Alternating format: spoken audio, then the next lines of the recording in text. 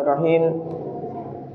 Innal hamdalillah nahmaduhu wa nasta'inuhu wa nastaghfiruh wa na'udzu billahi min syururi anfusina wa min sayyiati a'malina may yahdihillahu fala mudhillalah wa may yudhlilhu fala hadiyalah. Asyhadu an la ilaha illallah wa asyhadu anna Muhammadan 'abduhu wa rasuluh la nabiyya wa la rasula ba'da. Rabbi shrah li sadri wa yassir li amri wa hlul 'uqdatam min lisani yafqahu qawli. Bismillahirrahmanirrahim. Qala Allah Ta'ala fi kitabil karim ba'da a'udzu billahi minasyaitonir rajim. Bismillahirrahmanirrahim. Inna anzalnahu fi lailatul qadar wa ma adraka ma lailatul qadar. Lailatul qadri khairum min alfi syahr. Tanazzalul malaikatu war ruhu fiha bi idzni rabbihim min kulli amr. Salamun hiya hatta matla'il fajr. Shadaqallah. Qala Nabi sallallahu alaihi wasallam, min husni islamil mar'i tarkuhu ma la ya'ni.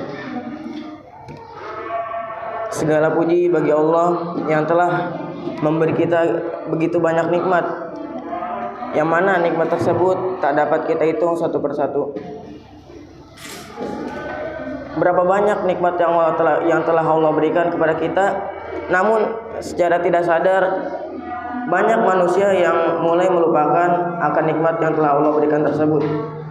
Banyak manusia yang kufur atas nikmat Allah tersebut, tidak cukup atas nikmat-nikmat Allah yang telah berikan kepada dia. Maka dari itu sama-sama kita renungkan kembali firman Allah Subhanahu wa taala yang berbunyi,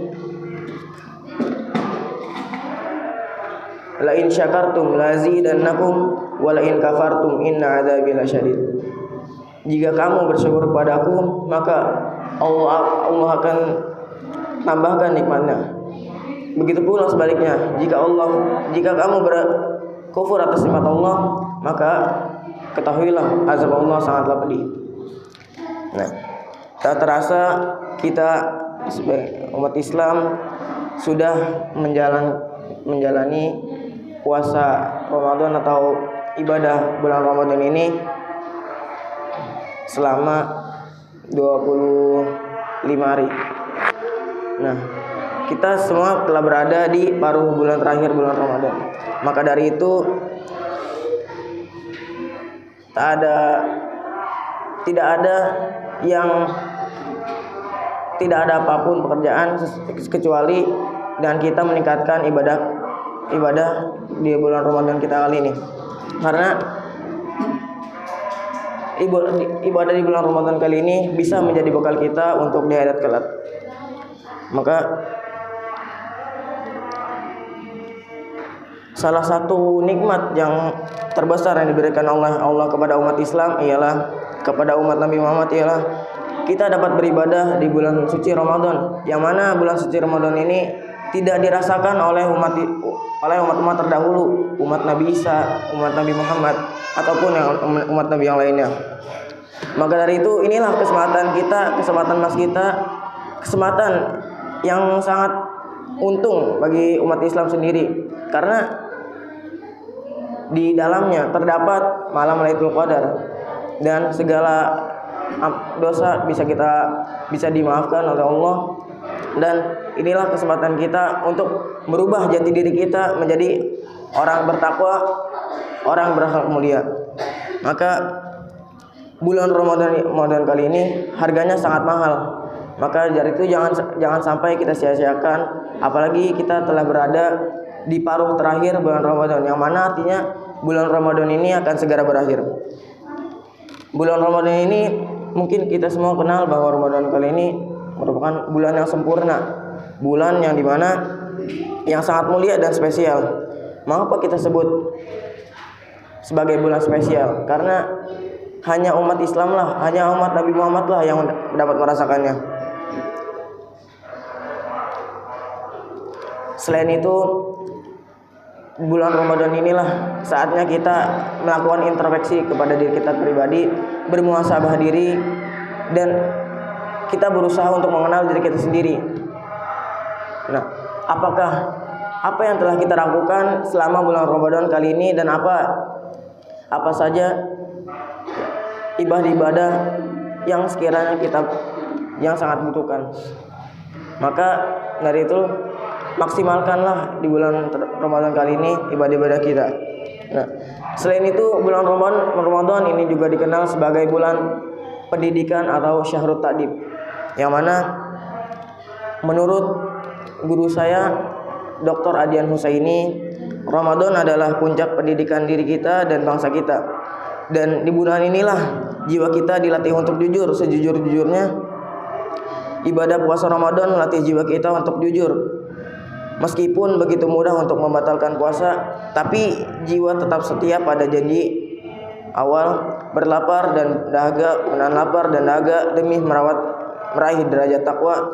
Kita tidak mau berbohong dan menipu diri kita sendiri, karena kita tahu Allah melihat diri kita. Menurut sebagian ulama membagi orang berpuasa pada 3 tingkatan. Yang tingkatan awal ini namanya khawas.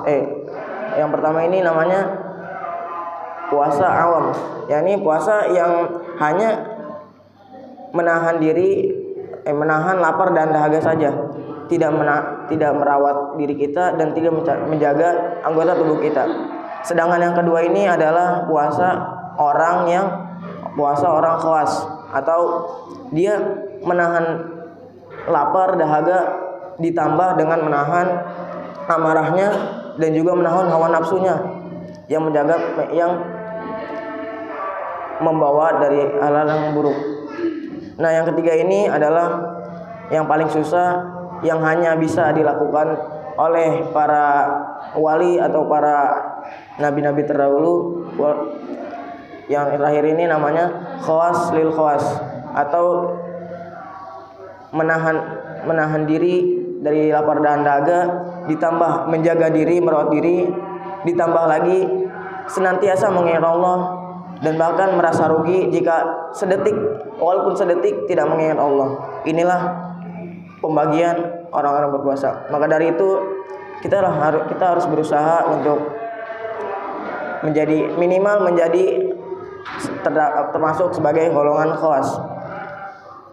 Maka dari itu jangan sampai kita membiarkan waktu di bulan Ramadan kali ini terbuang sia-sia. Apalagi kita sudah berada di paruh terakhir bulan Ramadan.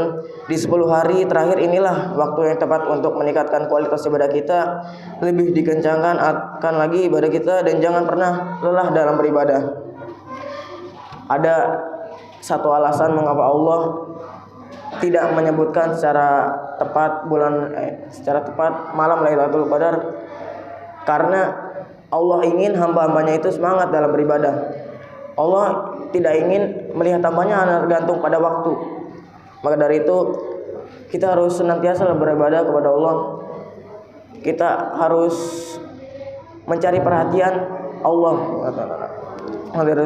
Setidaknya ada beberapa hal yang bisa bermanfaat yang dapat kita lakukan di bulan Ramadan kali ini, yang mungkin sudah lumrah itu. Yang pertama ini kita dapat melakukan membaca Quran secara rutin, senantiasa membaca Quran. Sesibuk apapun diri kita atas pekerjaan-pekerjaan dunia kita, jangan sampai kita sehari pun di bulan Ramadan ini terlewat tanpa membaca Al-Quran. Karena bulan Ramadan ini dikenal sebagai bulan Syahrul Quran atau bulan diturunkannya Al-Quran. Nah, yang kedua ini yang tidak kalah penting ialah bersedekah. Di bulan inilah waktu-waktu kesempatan terbaik kita untuk mengeluarkan harta-harta kita untuk bersedekah di jalan Allah. Dan karena kita tidak tahu mana amalan-amalan yang bakal diterima Allah di akhirat nanti, dan mana amalan-amalan yang tidak akan diterima. Nah, yang ketiga ini yang tidak kalah pentingnya juga, menghadiri majelis ilmu. Sering-seringlah kita menghadiri majelis ilmu, karena di dalam majelis ilmu itu terdapat keutamaan sendiri. Bahkan Nabi SAW menyebutkan, ketika kita menghadiri satu majelis ilmu, berarti kita telah menghadiri taman surga, yakni majelis ilmu itu sendiri. Nah, yang keempat ini adalah kita harus senantiasa berzikir dan berdoa, karena berzikir dan berdoa inilah kunci kita dalam bulan Ramadan kali ini. Kita terus berzikir, berdoa. Walaupun di tengah kesibukan dunia kita walaupun hanya berzikir la ilaha illallah itu sudah cukup. Maka yang keempat inilah, kita jangan lupa kita bersalawat kepada baginda Nabi kita, Nabi Muhammad SAW, yang mana Nabi kita inilah yang telah membawa umat kita dari cahaya, dari zaman yang penuh kebodohan menuju zaman yang penuh cahaya keilmuan.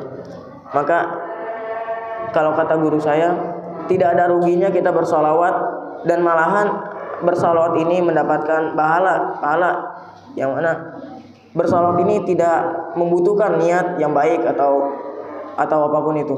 Nah, dari itu pada intinya kita harus memanfaatkan bulan Ramadan ini, di paruh terakhir bulan Ramadan ini sebaik mungkin. Karena kita tidak tahu mana amalan yang Allah akan terima di bulan akhirat nanti. Dalam hadis Nabi SAW, di antara sempurnanya Islam seseorang adalah dia yang meninggalkan hal-hal yang tidak bermanfaat dan